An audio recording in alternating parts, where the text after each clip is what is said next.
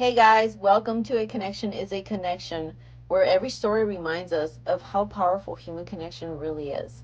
In each episode, we dive into real conversations filled with laughter, honesty, and the kind of moments that make you stop and think. So, let's get started.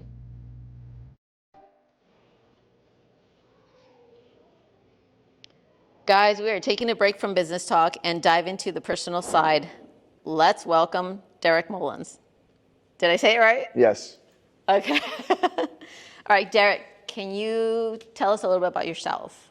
Sure. Derrick Mullins, 37 years old. I am in my second year as an entrepreneur, owner of Mullins Moving. I'm out here, Phoenix, Arizona. All the family's back in Ohio, so I'm kind of out here solo. My uncle is out here, but we don't talk much, although he's always, just a phone call away. And then person, my partner, and the person helping me in life is Olivia. We're like unofficially engaged, unofficially, officially engaged. We just got to get like a ring, thing like that, and start planning. I have a dog. He's very important to me. He's a husky, so he's a huge pain in the butt, but I love him. And I am trying, I guess, to be the best man I can be and be a follower of Christ. When did you move here? The end of 2018. Okay, So I've been out here for 7 years. This is home. Yeah. I don't even claim Ohio no more. But I claim Phoenix. I think this will probably be what I consider like almost like my birthplace as a man. Like, Really? Yeah, I would say so. What made you want to move here? I really didn't have an option.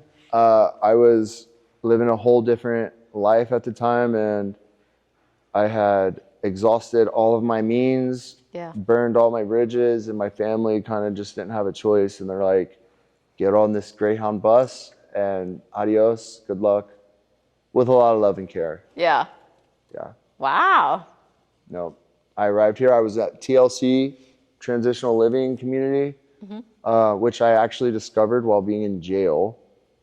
And I heard like, hey, this place, they don't have these types of places in Ohio.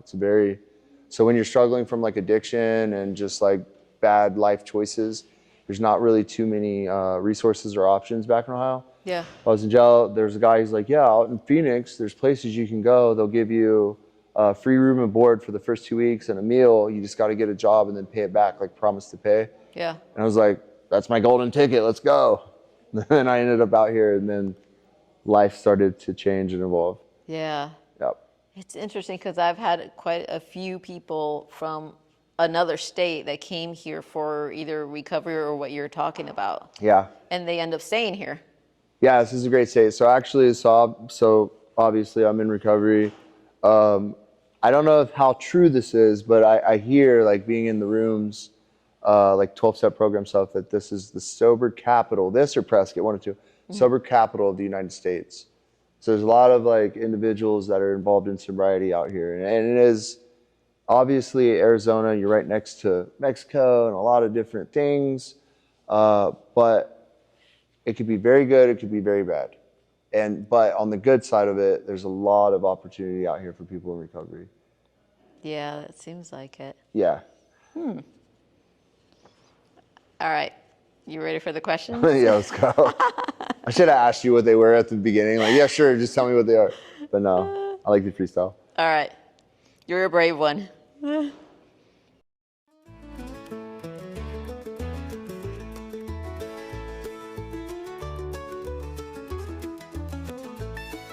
If you had to eat one weird food combination for the rest of your life, what would it be? Weird combination? Uh-huh. It's a crazy question. I would probably just be, dude, I love carne asada. And what would be really weird with carne asada? Because anything goes with Mexican food, pretty much. Not really.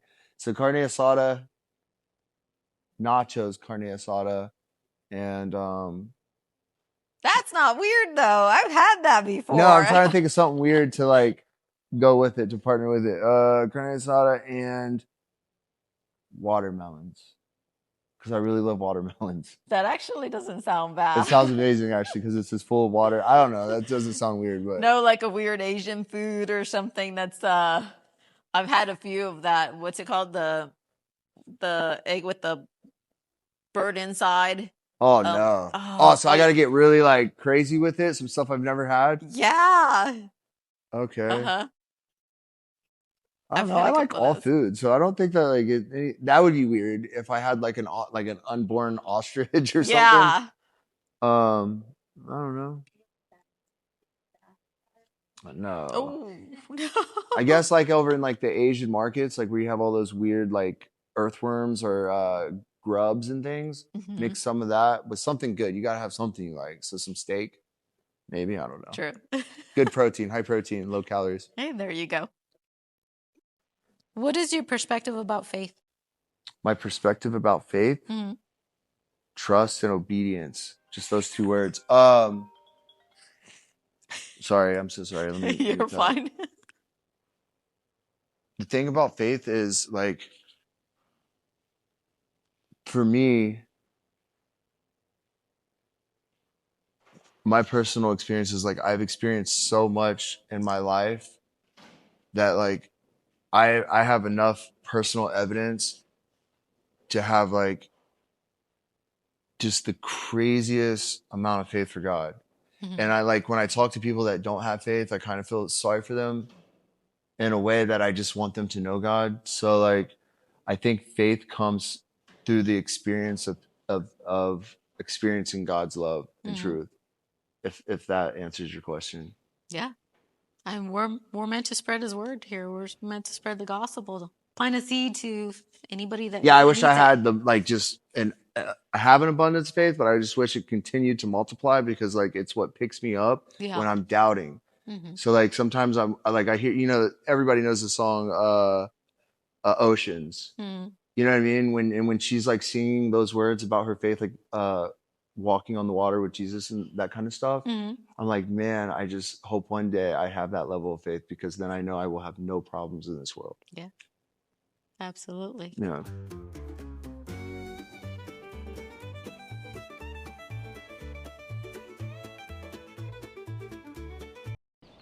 What's the worst advice you've ever taken, and how did it turn out? The worst advice I mean, it has to definitely be like one of my old druggy friends like telling me to do some criminal stuff and get locked up, and there's plenty of those. Oh, that is a bad advice. What about a business advice? Have you had somebody give you really bad advice? If I listened to anybody in business, I would be broke. Yeah. Yeah. That's not entirely true. So like my mentor, it's been a huge blessing in my life. It's a man that's invested in me financially, personally, professionally in ways that no one has ever given me a shot at. And he's taught me like how to, not just business, but like be a civil, like mature adult. And and I'm growing. Yeah. So no bad advice there. Talk more about that. That's actually What, my mentor? good. Yeah. So when I got out of prison, I was just doing everything I could to change my life, and I got involved with it's called Justice Impacted Program. It's basically people that's been in prison. The Arizona Business Association has a thing called the GO program, and this really kind man, he went in to do like a free sponsorship or mentorship inside the program, and it's over usually at the end of 6 months. But at the end of that 6 months, he offered to give me a nice sum of money and go into business with me, giving me more equity and things that just don't happen to normal people or don't happen in the normal experience of life. And obviously the money backed us to get us to where we're at, which is like unheard of, but especially where I came from and where I was at in life, he just took a risk. But what he's taught me, he's like a father figure.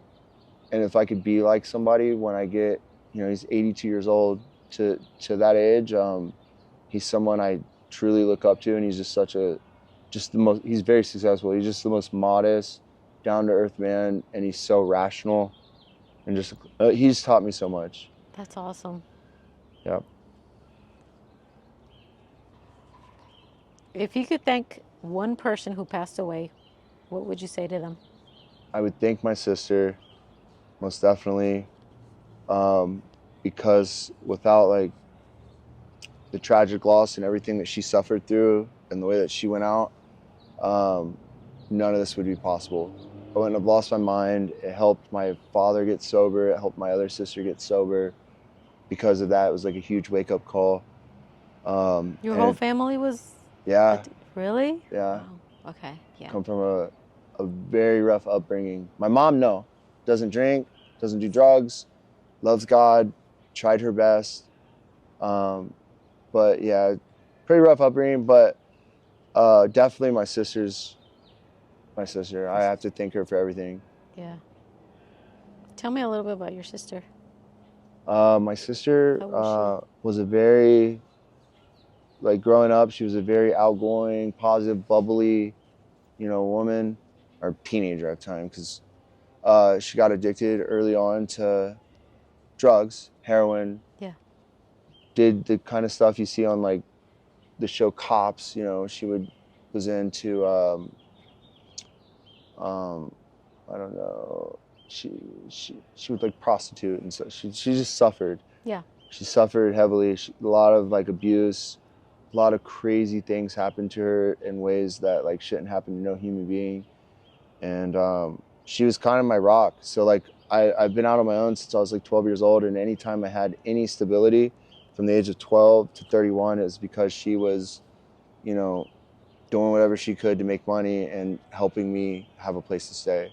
It supported me. It wouldn't last long because she could only do what she could do, but she was like a mother figure to me as far as stability and just a shelter.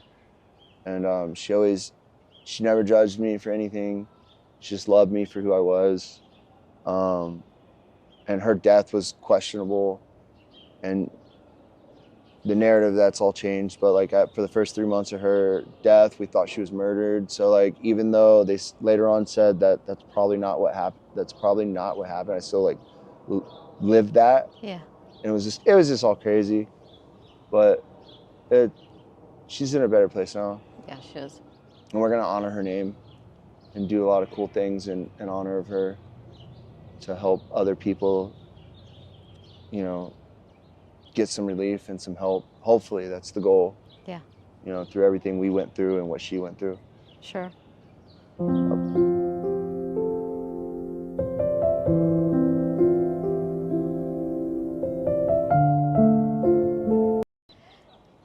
Do you have a testimony where God formed you and can heal others by hearing what you went through?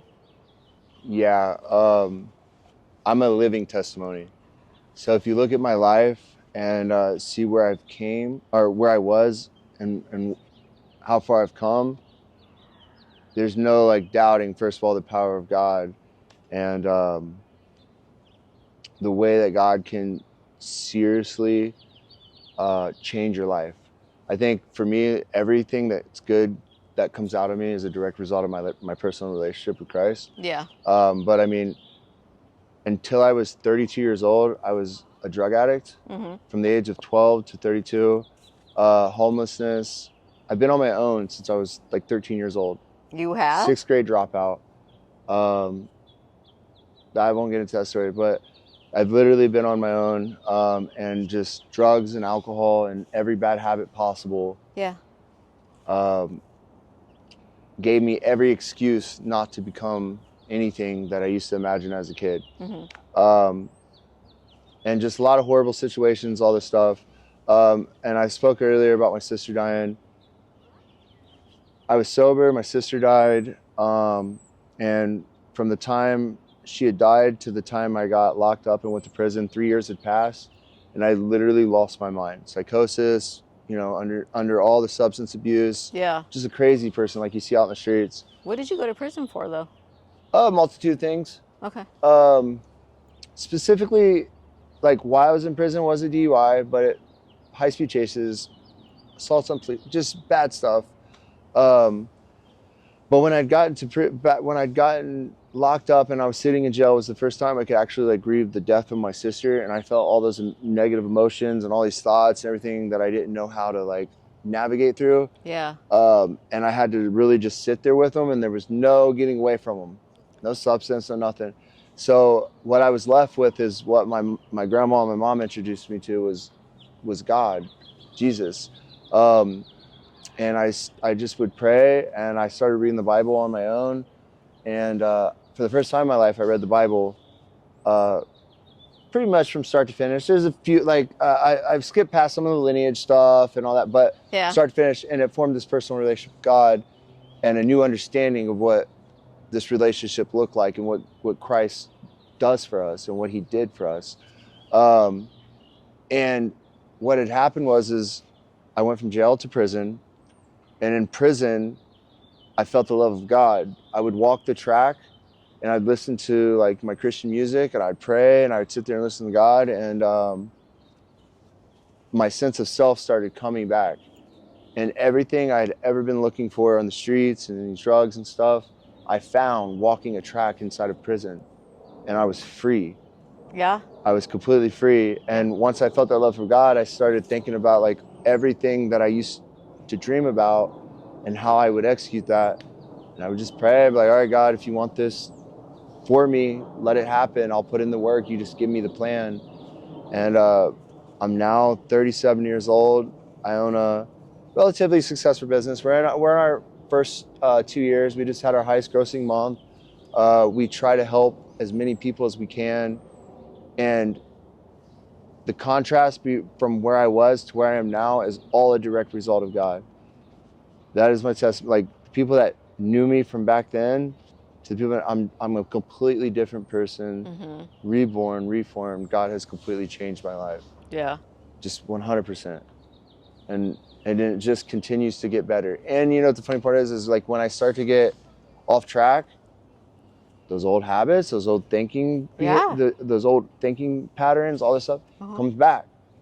So, and I can't earn my way into heaven. I can't like do all these good deeds, but what I can do is try to be obedient, listen to God, and love people for right where they're at. And my life just continues to get better and better and better, just being a good testimony and a good vessel for God. Yeah. Totally. Hopefully that answered your question. Absolutely. I would say us earning our way to heaven, he did it for us. Yep, exactly. We just have and to I used to believe. not understand that. We just have to believe. Yeah. That's it. That's all you got to do. You can't just go out here doing all kinds of crazy stuff. You want to be morally sound. Yep. And you got to bear the cross. You got to walk. So, you know, that's vital. But at the same time, like growing up, I didn't understand what I was being taught. Yeah. I used to think like everything was external, kind of like the Pharisees. Like I would think like good acts and good deeds would earn your way to heaven. And I never thought I could live up to that. So like, no matter what I did, I was going to hell. Yep. That's kind of like how I perceived what was being taught to me in church as a kid. Yeah, and we all were taught that way, and that's what we believed. Yeah, and then even in like the addiction, I became super angry at God. My sister dying, it's God's fault. Yeah. My parents divorcing, God's fault. Me being homeless at the age of 12 years old, and my mom leaving me, that's God's fault. Yeah. But it wasn't. They're all just human beings doing the best that they can with what they know and what they have. Yeah. And my point is, though, I was just super angry at God by the time I had started reading the Bible. And I had no choice but to read the Bible. God put me in that place to put that Bible in front of me so he could actually reveal himself to me the way I needed to be shown so that I could change my life and hopefully help as many people as possible. Absolutely. Yeah. How many times have you read the Bible? I'm always reading the Bible, but like to be honest, like start to finish, one solid time. Yeah. And I even, like I said, I skipped like lineage. And some of like Ezekiel, it's kind of confusing to me, but I'll still read it. I'll be like, what are they talking about? But then that's why you get into sermons with people like theologians that can hopefully explain it a little bit. But anyways. Yeah. But I read it all the time. Yeah. That's like my church. I don't have like a home church, but when I am in my routine and very disciplined, it's vital to me that, first of all, I pray every morning and thank God and ask for God's direction. But I'm reading the Bible every day. I always do like Proverbs. The day, there's like 31 Proverbs, 30 days usually. So I'll read the Proverbs and catch up on whatever days are missing in that month. I'll read just all of them at the end. Yeah. But then I always read New Testament. because that was another thing. As a kid, like they were always preaching out of the Old Testament, Yeah. and I didn't really know the depth and the power of The what New Christ Testament. did for us. Yeah. Yeah. You know what I mean? So now it's vital that I'm reading, like, whether it's Rosen's or one of the epistles or something, like every morning. I don't always do it. I'm not going to claim that I do, but I try to be in it daily. Yeah. I'll show you something. So what you're talking about in the New Testament, it shows what Christ did for us. It Yeah. also shows in the Old Testament. Oh, I know. Yeah, all the precursors, Yep. it's all in there. Totally. Yeah. I'll spend, like, when I do Bible study, usually we spend about like 2 hours in one chapter. It's And deep. it's crazy. It's like, you deep. can't even deny this. Like, if you're like some like literate genius or whatever, I don't know the terms, but like, you can't even deny it. It's like, No. for us, we can't, because we know. No. But it's so interesting and just crazy. It is. There's a good point that you made, which a lot of us were taught this way, is that we need to do so much works and be obedient to go to heaven, and it's what we have to do. And it's not. It's a complete opposite. We miss the point of Jesus dying on the cross for us. I'm like, why did he die on the cross for us? And why are you doing all this? He died for nothing? Yeah, So, exactly. yeah. And the external, it's not even about the external. It's about the purity of your heart. Yep. And your love for Christ Exactly. because of what he did. Exactly. So it's, yeah. Yeah, totally. If you had to describe God in 3 words, what would they be? Truth, love, and miraculous. Because God is outside of everything we're bound to. So Yeah, to us, when we see the presence of God and his works, it's just miraculous. yeah, it is. What's one thing you will never do again? It's a hard one.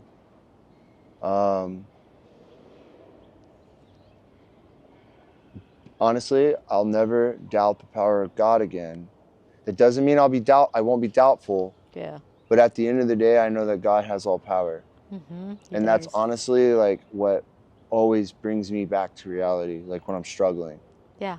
You know, sometimes like I'll be dealing with stuff like in work and stuff, and work and the pressure of all this stuff going on, and then I'll remember like, dude, God's got me. He didn't bring me this far to let me down now. Yep.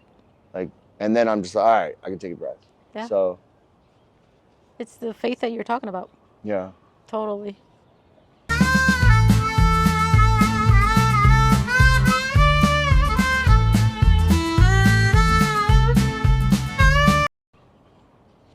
If your business was a food truck, what would it serve and what would you call it? Dude, I already know this because Ohio does not have birria. You know, like the birria tacos? What's It's that? like the short rib and all the cheese and stuff. Oh, yeah. And I'm like, I would become a millionaire overnight because first of all, in the Midwest, they love cheese. They love Mexican food, but they don't have like really, I've seen like nothing authentic. Yeah. So like there's a place called, I'll just shout out, Cali Taco over in Chandler. Uh-huh. They make amazing tacos. If I just took just those tacos and maybe some like variation of the fries and took it to Ohio, I'd make a killing. Wow. So it'd be the birria tacos and nachos and pizza. So- They do pizzas, they do all kinds of stuff. Really? Anything birria. Pizza? And I may not even be saying that right, so forgive me if... Birria. It's birria. Yeah. I didn't roll the R's, yeah. That's my daughter's favorite. I love that stuff. Oh, yeah. It's like, it's a heart attack. So I try to stay away from it, but it's delicious. So, which is funny because they have some really good tacos, birria tacos next door here. Oh, really? And I'm very picky with Mexican food. So for me to say that they're good, they're good. I'll have to check it out when I leave here. Yeah. So what would you name it? It's going to be super, like, I can't say birria with the rolled R, but birria el loco. Oh, that's good. Yeah. That's good. If you could instantly be great at any hobby or skill, what would it be? Hobby or skill?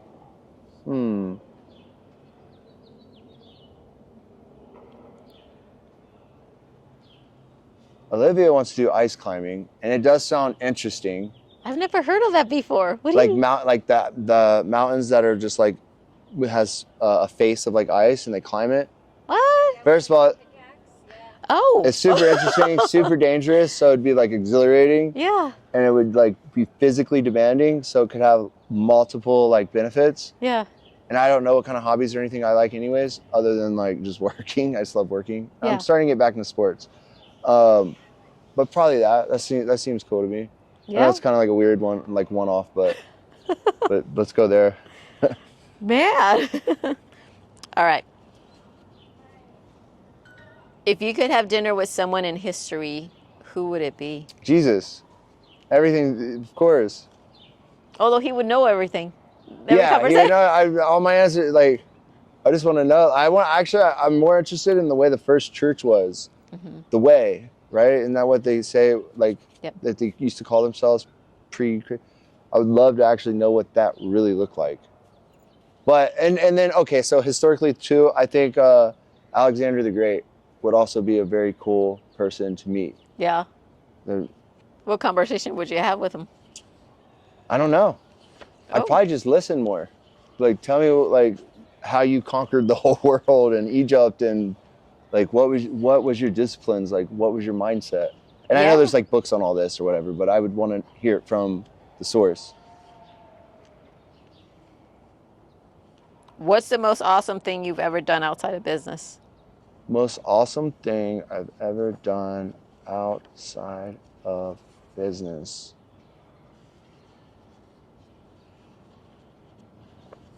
I don't want to sound like that guy, like I'm just like this really nice person, because a lot of times I'm not. But like, I really do like helping people. And to be honest, it's like the only thing that makes me happy and feel fulfilled. So like, just when I'm serving people, Yeah. that's probably the best thing I would consider the most awesome thing that I've done. I really haven't done much because I was an addict for so Yeah. long. And then I jumped into my relationship with God and straight to work. So I haven't really experienced a whole lot of things, but the best feelings I've gotten from some of the things that I've done has been helping people. That's it. You know what you would be great at is preaching the gospel. I know. That's why I'm like, I just need to give up my business and go back to you the should streets. Preach the gospel. Yep. Okay.